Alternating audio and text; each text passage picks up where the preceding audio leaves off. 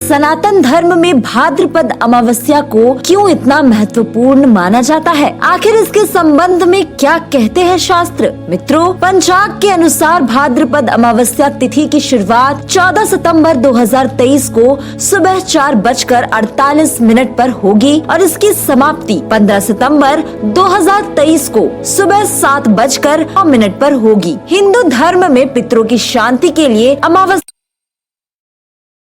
तिथि का श्राद्ध सबसे उत्तम माना गया है। शास्त्रों के अनुसार जो भी मनुष्य इस दिन पूर्वजों के लिए तर्पण, दान और पूजा करता है तो इससे उसकी 7 पीढ़ियों तक खुशहाली का आशीर्वाद मिलता है। यही नहीं, इसके अलावा काल सर्प दोष से मुक्ति पाने के लिए भी अमावस्या बहुत महत्वपूर्ण मानी जाती है। मित्रों, हम सभी जानते हैं कि अभी भाद्रपद महीना चल रहा है। भादों की अमावस्या को कुशोत्तनी अमावस्या, कुशग्रहणी अमावस्या और पिठोरी अमावस्या के नाम से भी जाना जाता है। इस साल भाद्रपद अमावस्या की डेट को लेकर कंफ्यूजन की स्थिति है, क्योंकि तिथियों की घटबढ़ की वजह से ये अमावस्या 2 दिन तक यानी 14 और 15 सितंबर को रहेगी। चलिए जानते हैं कि शास्त्रों में इस दिन को किन कर्मों और कार्यों के लिए सुनिश्चित किया गया है। मित्रों, अमावस्या पर देवी देवताओं की पूजा के साथ ही पितरों के लिए धूप, ध्यान, श्राद्ध, पिंडदान और तर्पण आदि शुभ काम जरूर करें।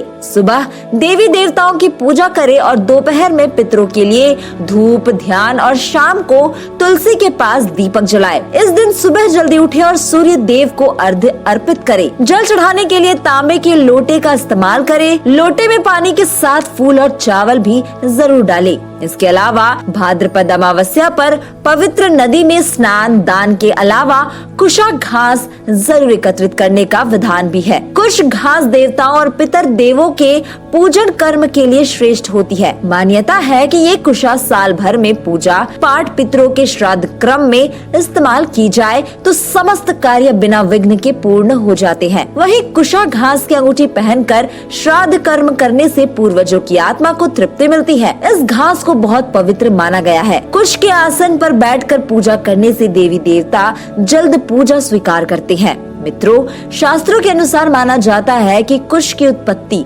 भगवान विष्णु के रोम से हुआ है। कुश का मूल ब्रह्मा, मध्य विष्णु और अग्रभाग शिव का वास होता है। इसी कारण तुलसी की तरह कुश भी कभी बासी नहीं होता। दोपहर में करे पितरों के लिए धूप, ध्यान। मित्रों, अमावस्या की दोपहर गाय के गोबर से बने कंडे जलाए और जब कंडों से धुआं निकलना बंद हो जाए तब पितरों का ध्यान करते हुए अंगारों पर गुड़ घी डाले। घर परिवार और कुटुंब के मृत सदस्यों को पितर कहा जाता है। गुड़ अर्पित करने के बाद हथेली में जल ले और अंगूठे की ओर से पितरों का ध्यान करते हुए जमीन पर छोड़ दे। इसके बाद गाय को रोटी या हरी घास खिलाए, जरूरतमंद लोगों को भोजन कराए, सुबह तुलसी को जल चढ़ाए और सूर्यास्त के बाद तुलसी के पास दीपक जलाए।